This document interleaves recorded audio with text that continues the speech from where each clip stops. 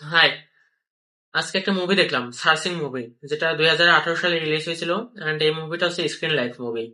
Screen life movie বলতে এটা স্ক্রিনের মাধ্যমে আমাদের পুরো সিনেমাটা দেখানো হয়। সেটাকে বলতে কিভাবে, যে মোবাইলের মাধ্যমে বা ল্যাপটপ বা কম্পিউটারের মাধ্যমে বা সিসিটিভির মাধ্যমে, এক কথায় পুরো স্ক্রিন বা ডিজিটাল স্ক্রিনের মাধ্যমে আমাদের যে মুভিটা দেখানো হয় সেটা হচ্ছে ফিল্ম,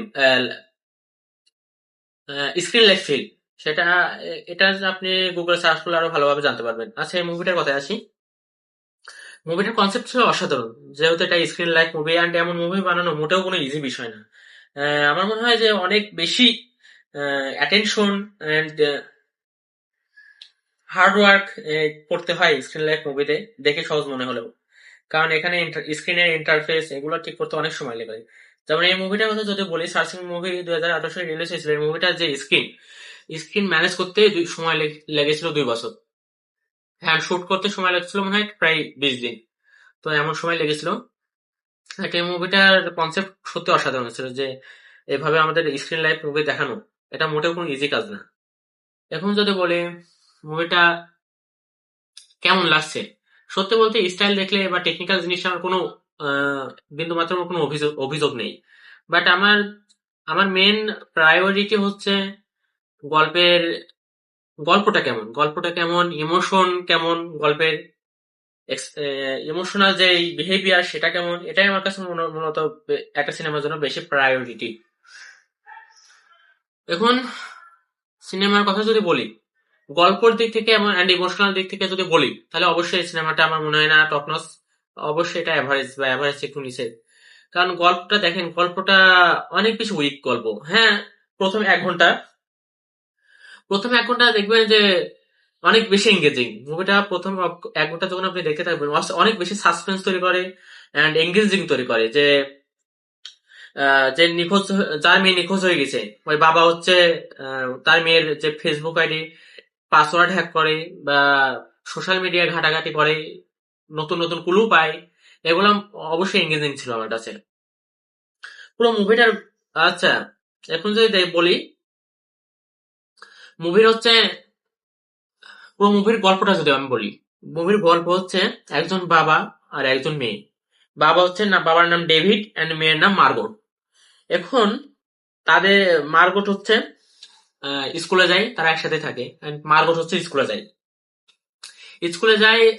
লাস্ট কথা হয় অনলাইনে, কথা হওয়ার পরে আর কোনো মানে খুঁজে পাওয়া যায় না মার্গটকে, বা মার্গটের আর কোনো রেসপন্স নাই।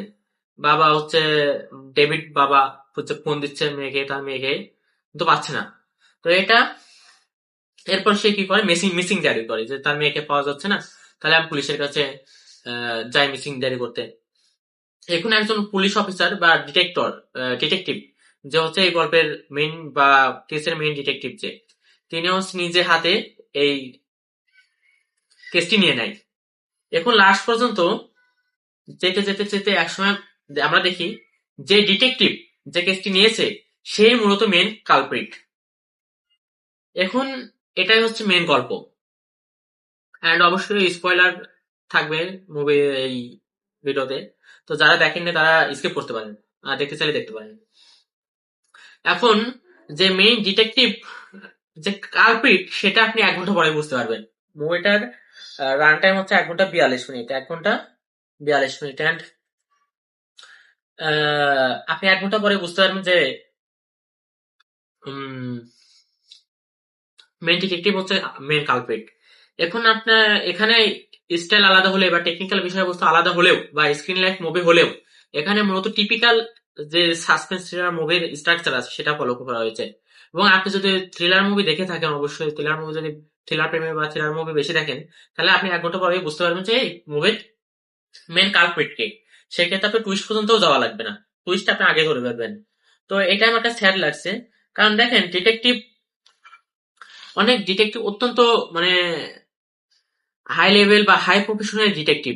অ্যান্ড তিনি এতটা সহানুভূতিশীল অ্যান্ড এতটা ইমোশনাল দেখায়, বা ওভার ইমোশনাল যেটা হয়, তা দেখে আপনি বুঝতে পারবেন যে এই ডিটেকটিভের মধ্যে কোনো না কোনো কাহিনী বা কোনো না কোনো ভেজাল তো আছেই, যেটা নর্মাল বা নর্মাল থ্রিলার মুভির একটা স্ট্রাকচারের মধ্যে পড়ে।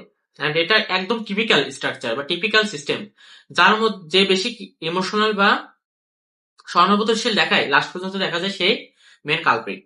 তো এটা আপনি 1 ঘন্টা পরে বুঝতে পারবেন যে ডিটেকটিভ হচ্ছে মেন কালপ্রিট। তো এখানে আমার হচ্ছে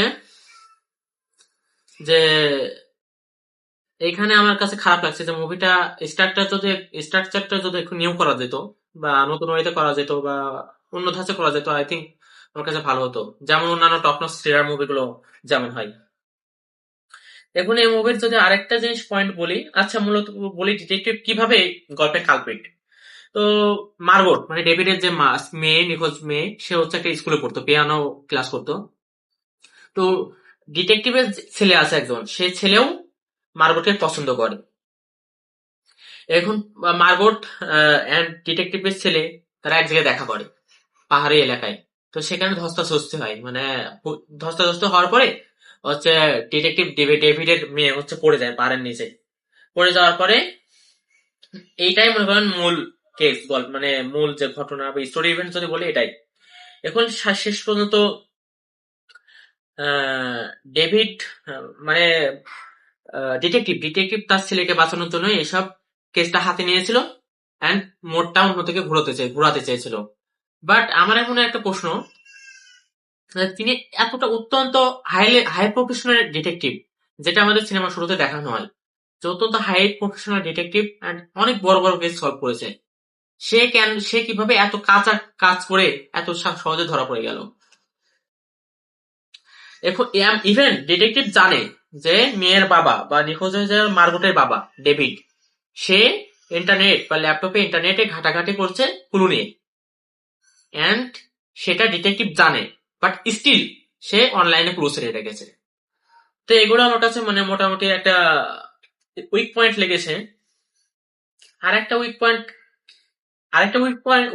পয়েন্ট হলো যে ডিটেকটিভ ডিটেকটিভের কি ডিটেকটিভ হ্যাঁ, সরি, ডেভিড যে হচ্ছে মার্গটের বাবা, তাকে দেখে আপনি বুঝতে পারবেন না তার মেয়ে নিখোঁজ হয়ে গেছে।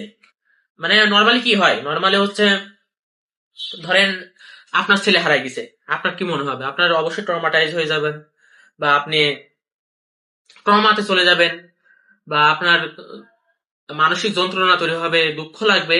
কিন্তু বিশ্বাস করেন আমি মার্গটের বাবার এরকম কোনো ইমোশন আমি দেখি নাই মুভিতে, কোনো ইমোশন নিয়েই দেখানো হয় না। আপনার কাছে মনে হবে সে প্রফেশনাল ডিটেকটিভ প্রফেশনাল ইনভেস্টিগেশন হয়ে কেসটা মানে চালাচ্ছে।